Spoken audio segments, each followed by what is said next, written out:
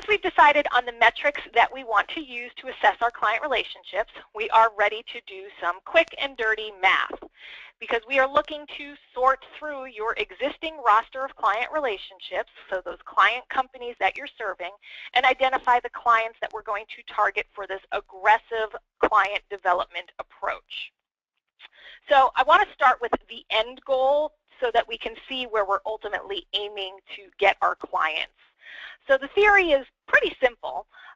What we are looking to do is we are going to look at every single one of our client relationships to understand the potential amount of money to be made, so that's this horizontal axis. And also we want to understand the ultimate attractiveness of having that company as one of our marquee clients, and that's the vertical axis. Looking at relationships along these two dimensions allows us to easily see which clients create better opportunities and have a stronger financial impact on your own personal book of business and which clients don't. Once we identify which categories each client falls into, we're going to talk through some client management strategies that can be used to maximize your profit and the time that you spend with each of your client relationships. So as you can see, clients are going to fall into one of four categories. And this is based on how they're going to score ultimately on the metrics that you've selected. So we have our star clients. And these are the clients that we are ultimately going to tag for our client development program because they have the highest financial payoff and they're also extremely attractive opportunities to pursue strategically. We also have our status clients.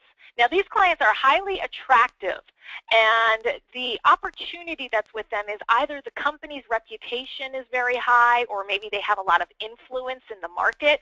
Maybe they're one of those fun clients to work with. However, we need to be a little cautious with this group because there are limitations to how much money that we can earn from them. This is a group, in fact, that regional firms tend to be a little overweighted in. What happens is that the clients that fall into this group, particularly for regional law firms, tend to be large, international, behemoth clients, clients that everybody is always trying to chase and target. And the regional firm will handle a very specific set of matters for that company. And while it's nice to have their name in our client list, and while their billings are definitely nothing to be ashamed of, the ongoing growth potential with this particular type of client is limited because it's highly unlikely, I'm not saying it never happens, but it is unlikely that regional firms are going to get access to these types of clients, you know, larger, complex international work, for example, areas where there may be some growth. So we need to keep an eye on that particular group. We also have our streamline clients, and these are in the lower right quadrant.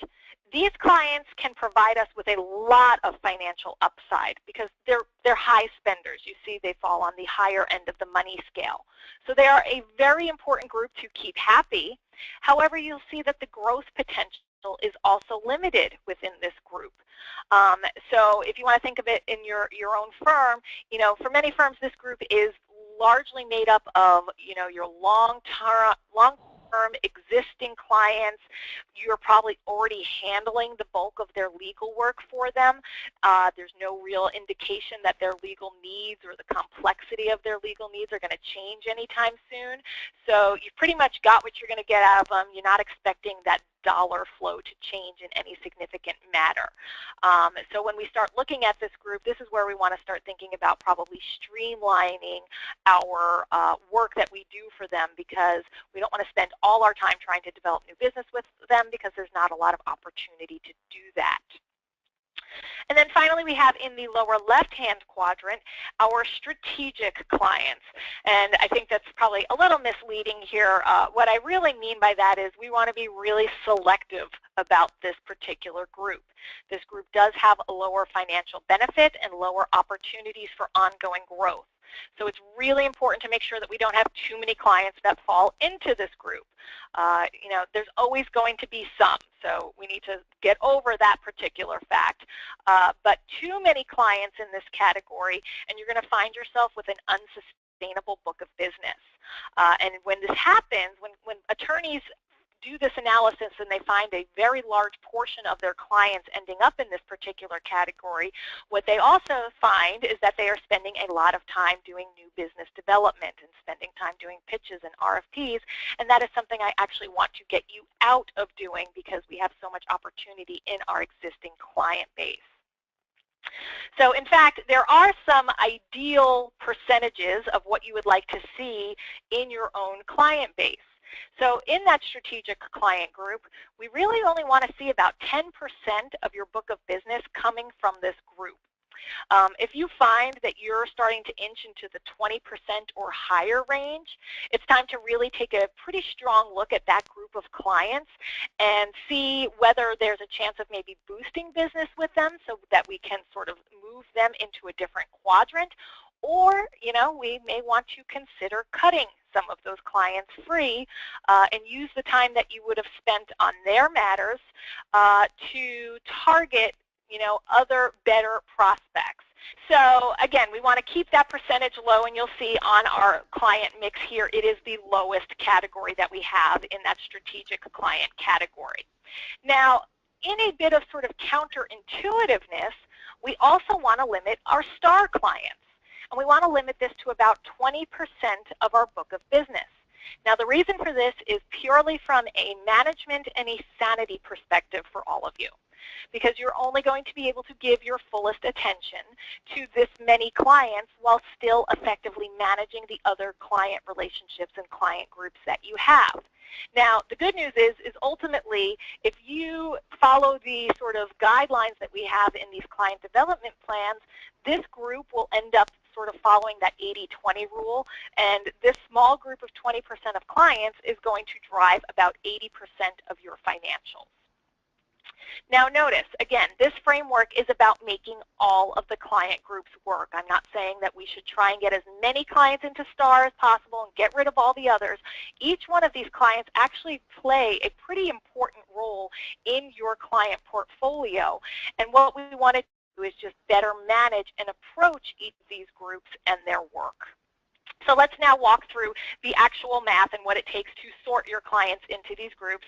And it's a pretty relatively painless process, so don't worry too much if math is not your most exciting subject in school. So I'm going to use a hypothetical example to show you how we are going to go through this. So first, what I did is I selected the 5 criteria that I have decided most align with the business strategy of Jennifer Dezso and Associates. And now that I have decided on these final criteria, I'm going to use them to measure each and every one of my client relationships. And I'm not going to change these criteria for any of my client relationships. It must stay consistent, or else you're defeating the purpose of the exercise. So what I do is I'm going to start with my first client account. And I'm going to assign that client a score from 1 to 10, with 10 being the best. So you'll see, again, this is a hypothetical client, but I've put the scores down the right-hand side of the screen. I've also provided a little detail of what constitutes a 1 ranking versus what constitutes a ranking of 10. A note, guys, there's no need to get obsessive at this point. We don't need to figure out the difference between a 7 and an 8 score. This is really, we want to make a quick gut judgment. We want to move on. The point is to get these clients categorized as quickly as possible. Now, we are ultimately trying to get our clients to fall onto that neat little quadrant chart. So, the one with the stars, the status, streamline, so on. So what we need to do is we need to measure each client along 2 dimensions. Not the 5 we have here, but 2. And those are those 2 axes of the chart. And they were financials and everything else. So we need to add up these numbers according to those 2 particular metrics. So I've made this really messy slide to show you how to do that. And you'll see that for this client, when I assessed them on my money metrics, and I had 2 metrics that were tied to money, and I think that's a pretty good rule of thumb, is that we want to weight our measure of clients a little more heavily on the money side. I would be wary to get past 3 metrics, but 2 metrics is pretty good, and then distribute your metrics across the other factors evenly. So with those 2 metrics, my client scored a 14 out of 20 total points, and then for the other metrics, they scored a 19 out of 30 possible points. pretty straightforward so far. So now we have our final step, which is figuring out where on the chart they are going to fall. And you'll see now that I have the chart up again, I have added some numbers along each of the axes. And all these numbers are simply the total points possible for each of the categories. So since I had 2 money metrics, I had a total possible of 20 points. So I have from 0 on my low end, 20 to the high end, and 10 right in the middle. I did the same thing for the other metrics. Since I had 3 metrics there, I simply went from 0 to 30 on that side. And now we stick our client on the chart. And this is a star client. They had a score of 14 in money and attractiveness of 19, so they are in that upper right quadrant. So again, the point of this exercise is to see how close your own client portfolio matches against the ideal mix. And the closer that you can get your portfolio to these percentages, the more effective and more efficiently you are going to be able to work. Now, if your percentages are way off from what I have here, it's time to figure out how to better leverage your resources and realign your role with clients. Now, you're going to see in each of these quadrants I have provided some next steps for each of the client groups. So, for example, our status clients, the ones where there is a whole lot of opportunity and attractiveness, but not a whole lot of growth in terms of money. These clients, we want to keep good relationships with these clients, but another important aspect is to get these clients networking with some of our other clients and maybe some of our target potential clients.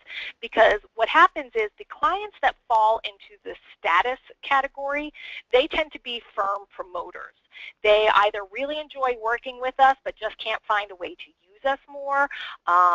They are, high-profile companies with a lot of clout in the marketplace. So again, all of this ties back to those original list of metrics that we chose. But these clients are ones that we want to have talking about us to other individuals in the marketplace. If we look at our streamlined clients, again, I talked about this a little bit before, but these, because they are spending with us, we obviously have to have great relationships with these clients as well, but we also want to streamline and be more efficient because there's not a whole lot of opportunity to grow our money with these clients any more than what we already have. And then again, we have our strategic clients in the lower left-hand quadrant. Again, we want to run this group as efficiently as possible, and we want to constantly be monitoring this group, making sure it doesn't get too large because they don't drive financial returns. So that, of course, leads us with our star clients. This is the group that offers the best opportunities. So we now want to figure out how we build a plan around protecting and growing these relationships. With that, I do want to thank everyone again today for joining me. I do welcome you to reach out to me directly, and my number and my email are on the screen. Feel free to reach out to me if you have specific questions.